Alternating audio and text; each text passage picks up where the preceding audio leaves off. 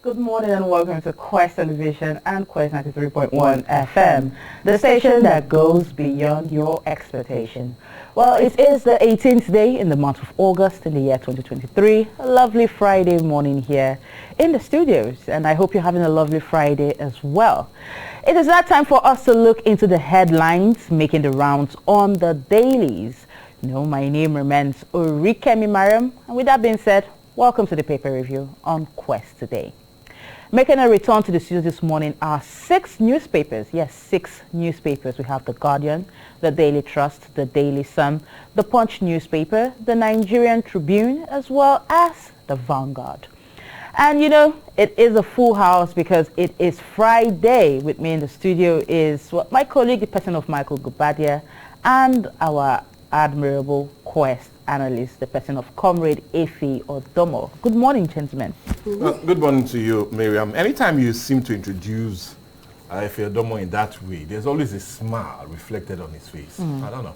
Yes, you know, love and compassion are necessities, and that is why when she introduces me, I feel very relaxed. Okay, well, anyways, I doubt if we'll be going through that trend this morning. Let's just head straight into the papers because that is what Nigerians want to know now. Okay, well, the first paper for review is The Guardian. And on The Guardian newspaper this morning, the major headline reads, it's talking about a reign of yesterday's men. As it says, multiple ex-governors turned godfathers and unsettled governance in states. Quite an interesting one there for The Guardian to be taking this up. But read more on that on page 4 and 5 of today's newspaper. Moving away from that and our bold leading story, we have ECOWAS defense chiefs declare readiness to invade Niger. I think we've been hearing this for so long. I think we've been hearing this for more than a week right now. But for those who haven't caught up with that story, read more on that on page 6. Lobbyists storm APC secretariat and beg Gonjuge for appointment. Quite an interest. Comrade, I hope you were not there. But more of that story you can get on page 3 of The Guardian. Moving on, we have APC and NNPP trade blames over attempts to bribe election tribunal. The headlines are quite interesting this morning. Comrade, I can see your reaction to that. But get more of that story on page 30 of the Guardian newspaper. Defense headquarters confirms 36 soldiers killed in Niger ambush. Wow, quite a sad one. Very sad. A sad one indeed, yes. But get more of that story on page 30. And also, Naira gains about 15% as dealers dump dollar and count losses. Do want to read all of that on page 16. And that's what you can take on the front page of The Guardian. The Daily Sun will be the next paper for us to quickly look at as we look through the papers. And on the Daily Sun this morning, a bit sunny. ECOWAS expresses readiness to march on Niger Republic, says there will be military action if dialogue diplomacy fails. And don't fail to get more of that story on page 28 of the Daily Sun. Nigerian Unity Ohaneze takes campaign to UK. It's on page 27. And illicit funds draining Nigerian Revenue Forex Reserve, ICPC chairman, as every kobo of the nation's income will count, says presidency. Rep reshuffles committee chairs after Sunonu's ministerial appointment, no surprise on page 28. And Nigeria in pains, PFN tells Tinubu urges citizens to accept pending presidential election tribunal verdict, on page 28. And why APC cannot stop National Assembly from executing constituency projects. This is according to party chair, as legislators predict party's 60-year dominance. Okay, on page 26. Defense headquarters admits killing of 3 officers and 22 soldiers in Niger State. It's a major one on page 4. But also a screamer on the front page of the Daily Sun. Palliative, federal government doles out 185 billion naira to state and FCT, and will land each state is to take 5 billion. Next set up committee to negotiate with Labour. You can't fix Nigerian like instant coffee. Tinubu is saying so. But Kano Governor Gandoji trade words over alleged attempt to induce election tribunal. It's a major on page 27. But the picture of the day and also a story on page 27. Mumbai inaugurates panel on payment of pension gratuity of ex-local government workers and teachers. Like I said, that's also making the picture of the day. Okay, well, the next paper for review is the Daily Trust. On the Daily Trust newspaper, the major headline is still talking about Niger, as it says, AU opposes military action as ECOWAS readies forces The writer there says more suspension, and also protests in Ghana and recruitment drive of volunteer fighters in Niamey. Read all of that on page 4. Moving on, above the leading story, we have on palliatives, federal government approves 180 billion naira for states. Get more of that on page 4. Military says 3 officers and 22 soldiers killed by terrorists in Niger. It's making it to page 23. And Nigeria complex but not too difficult to manage is a statement from President Bola Ahmed Tinubu. Get more on that on page 5. Moving on, Abuja housewife bursts into tears as barrow pusher escapes with her foodstuffs. In this trying times. That guy has to be caught. But more on that story you can get on page 16. Jega to lead Carter Center election observation mission to Zimbabwe is making it to page 10. And also address forex challenges and other fiscal issues. Experts tell Edun is making it to page 19. Below that we have bribery allegation hits up Kano Election Petitions Tribunal. The writer there says staff induced with 10 million naira. Wow. And also NBA demands identity of indicted lawyers. And Kano government and APC trade wars. Quite an interesting one there. Read all of that on page 14. And for the picture of the day, we can see Ghana's Chief of Defense Staff, Vice Admiral Seth Mo Ama, and also Ghana's Defense Minister Dominic Nitiwu in a group photograph with delegates of the ECOWAS during the extraordinary meeting of ECOWAS in Accra, Ghana. And this picture was taken yesterday. But read more on that on page 12. And that's what you can take on the front page of the Daily Trust. The Punch with its puncher is the next we're going straight to. And on the Punch this morning, the leading story reads, Labour faults 180 billion palliatives as governors will frustrate program. Kickers to that says states to get 180 trucks of rice. NLC TUC worry politicians will hoard materials. And NEC committee to meet Labour over subsidy relief at Tinubu appeals to Nigerians.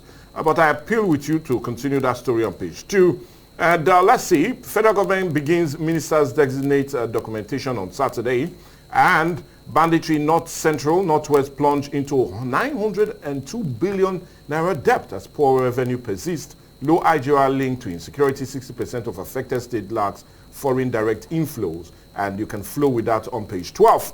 But let's quickly take some other major stories. Military mourns 25 soldiers killed in Niger hunts bandits on page 7. And family force release of Lagos chief suspected killers. And that's that story you can get on page 4. Rains disrupting Lagos-Ibadan expressway construction, says the federal government on page 4 and 5. But that major story, and funny enough, the picture of the day, is, MFLA, DSS drops a firearms charge, a 6.9 billion fraud case adjourned.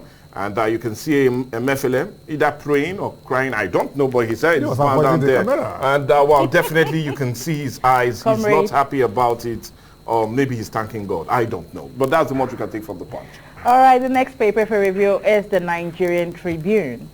And on the Nigerian Tribune newspaper this morning, the major headline is talking about palliatives. As it says, states get 5 billion naira each and 185 trucks of rice. Okay, well, I hope our name will be on one of those. I need to get that right. Okay, well, the writer there says NEC constitutes ad hoc committee to dialogue with Labour and laments dwindling foreign investments inflow. Read all of that on page 3. Moving away from that, above the masthead, we have on ARU, Toby Amusun not guilty. Quite an interesting one there. But read more on that story on the back page. 3 officers and 22 soldiers killed in Niger ambush. It's making a statement from the defense headquarters. More on that you can get on page 8. Moving on, we have Ipman, Aned, ship owners, farmers and others set key targets for Edun, Epo, Tunji Ojo, Adelabu and Lukobiri. The writer there says Tunji Ojo should empower indigenous shipping lines and disburse $700 million CVFF in 6 months. And Edu must ensure fiscal balance and spending efficiency and debt sustainability. It's making it to page 12 of the Nigerian Tribune. Nigerians should not backtrack on PMS subsidy removal, says World Bank. You can read all of that on page 3. Ibadan resident protests at Oyo Secretariat over ceiling of houses by Mugachi. It's making it to page 26. And NDIC hints on investigating directors of 183 failed microfinance banks and PMBs. Do also read all of that on page 6. Moving down below, we have Emefele's trial adjourned to August the 23rd, and that also stands as the picture of the day there. But moving on, we have ECOWAS says we are going into Niger if all else fails. You can read all of that on page 4. And well, that's much we can take on from page of the Nigerian Tribune. Well, the Vanguard will be the last paper for us to look at. And just like the very last story you read on the Nigerian Tribune, it seems to be a starter on the Vanguard. We invade Niger if diplomacy fails. And this is accredited to ECOWAS, and you can get that story on page 5. But because of time, let's quickly get other major stories. And that on page 3. Emefele, federal government showing signs of disobeying court orders. I did not say so, but the judge seems to be reading out that loud. Subsidy removal, no instant solution to Nigerian problem. And still not me saying that, so I won't be asked, but Tinubu has said so. And Transcom acquires 60% stake in Abuja Disco. Okay, credit to government rises further by 3.5% to 2.3 trillion naira on page 19. But let's quickly take some other major stories beneath the picture of the day. Subsidy removal, federal government shocked over high food transportation cost.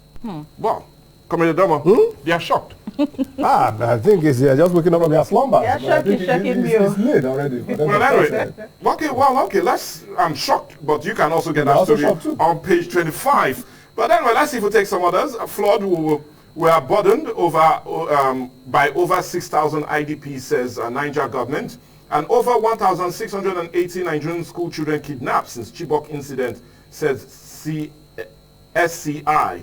But anyway, because of time, let's quickly just go to the picture of the day is that of no other but dignitaries during the official presentation of Chief Edward Clark autobiography. And well, you can just really enjoy all of that later. But let's see if we get some few comic relief, and that is from Mr. and Mrs. And as usual, I love Mrs. always starting it off first. My uncle is your in-law, so show him some respect. He only asked for 300,000 naira, and he was only joking when he said he would take back his niece if you don't give him the money. And as usual, Mr. replied, I was also joking when I said he cannot. So anyway, well. The question now is, can he not?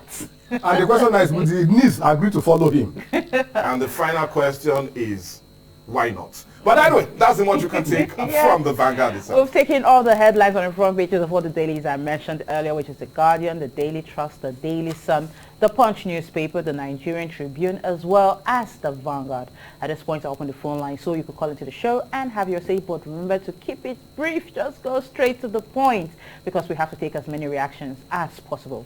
The numbers to call remain the same, but for those on radio, the numbers are 080-22-931-931 and 081-88-888-931. With that being said, let's take our first call for the day. Hello, good morning. Yeah, good morning, man. It's Brian from Moscow. Mr. Henry, our regular, welcome to the show. Please have your say. Nigeria should not backtrack on PS removal with World Bank. Yes. Now, there is one of the headlines that you didn't say that federal government consider returning fuel subsidy. No, you didn't say it. Now, the truth is all the palliatives that they are bringing in, 80 billion and 5 billion for each state and the structure of this thing, how long will all these things last? That's what you would have to put on as a ticking card. How long will they last? Because you never just want to do today, tomorrow, today will continue. So I would say that they should study the subsidy regime and see how they can block the people and reduce them, if not, the things will not really go down. Then again, ECOWAS, defense chief declared readiness to invade Niger if diplomacy fails. Now, this Niger issue should be taken with caution, because we are seeing what is happening. This is the first time that about 3 states, I'm talking of Guinea, Mali, Burkina Faso are pledging to support a country. We don't want to turn West Africa to unlock Syria for crisis. So please, they should really exhaust all that. At least let's do the coup his chance. If in 6 months to give us democracy in that place, so that they need to take up their pride. We don't want to be in that place. Have a good day, sir. All right, thank you, Mr. Henry. Thank you, sir. But let's keep your reactions coming through. Hello, good morning. Hello, good morning. Hello, good morning. Okay, well, we implore you to please, yes, it looks as if we needed to take that down. The volume was a bit too high. Okay, better now. He has reduced it. Hello, good morning. Okay. Good morning. Yes, your name and your location, please. Okay, I'm Mr. Chengala, coming from Ozora. All right, welcome to the show. Please keep your reaction brief. Just go straight to the point. I want to say, I did not know that Tinubu loved Nigeria to this extent of trying to give us palliative. But I should have suggested that this 5 billion naira for each state times 32 states. That is huge money. Why not giving that money either to bring what is this called? Dollars, to reduce dollars to naira by paying our debt so that it will reduce. All right, thank you very much. Thank you very much for that reaction. But at this point, it's just more like a suggestion, yes, on what he feels, rather than the money being used on account of giving to different states. 185 billion, he feels it can be channeled into other ventures. Yes, and that brings us to the point where we have to move over to Comrade to enlighten us on the matters making the rounds on the daily. Well, Comrade, you've gotten the reaction from the callers who called in. But let's start with the palliative that the last caller talked about. 180 billion naira to be shared amongst each state. That's 5 billion naira to a state. Now, the NLC, or rather the Labour, is bothered, and they're like, are you sure this program is going to fall through? They are bothered that the governors will frustrate this program. What's your take to this? Definitely the governors will want to sit on top of those palliatives. But my major take is not even the palliative that should be given to people at this point in time. I don't want to mention names or names of any country, but you remember that the country came to this country and took away our palm produce seed. And today they are one of the largest producers of palm oil in the world because they were futuristic of what they are about to do. Now we have this 180 billion that they want to give to states to distribute to people to be feeding. You cannot feed somebody in perpetuity. You cannot feed me today, feed me tomorrow, feed me next tomorrow till the end of the year. Why don't you give me that something to do that will generate the income that will make me to feed myself?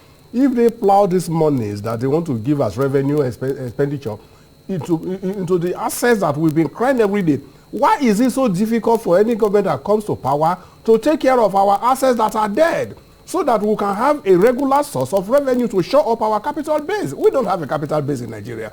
And you are getting that money, you are giving it to people to go and be feeding. What happens if that money is finished? You have to give another one again. I'm going to ask you, concerning the same matter, is, fine, we've heard your point of view, but let's say this program actually comes into fruition. What are the chances that the Nigerian on the road will actually get? Because now we're saying, they're saying there's 5 billion naira, and there's also saying there's bags of rice. What is the likelihood of a Nigerian on the street actually getting access to any of this? Your fear is as good as that of mine, because even the ones that have come in the past, the ordinary Nigerians never benefited. Hey, remember the time of the COVID? Even not only COVID, what of even the flood? What of even the flood? I know of a family that when these palliatives came, they came with about 50 bags of rice. That 50 bags of rice was shared by 10 people. And they were using cup of milk cup to give people, some of them. 3, so I even posted one on the net. 1 tuber of yam, two seedlings of onion, with one small derica of rice and beans.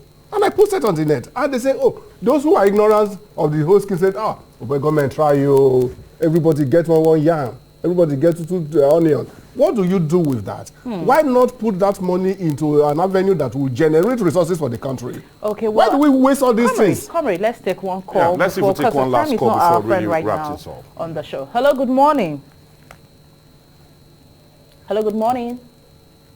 Yeah, good morning. Yes, welcome to the show. Your name and your location, please. Calling from Ogene. All right, please have your say. The federal governor, the former federal governor saga, it makes it hard to answer. So the federal government is not disobeying any court order. Let it go to the safety building. You understand? So we support the federal government to tackle corruption. That's my take.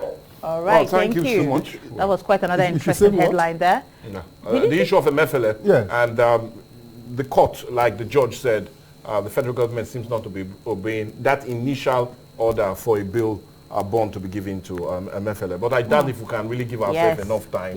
Because to start extracting that one. Yes. But at this point, I want to thank the Vanguard, because right now they are the sponsors of the paper review on Quest Today. Thank you very much for keeping up with the paper review on Quest Today. Have a lovely Friday.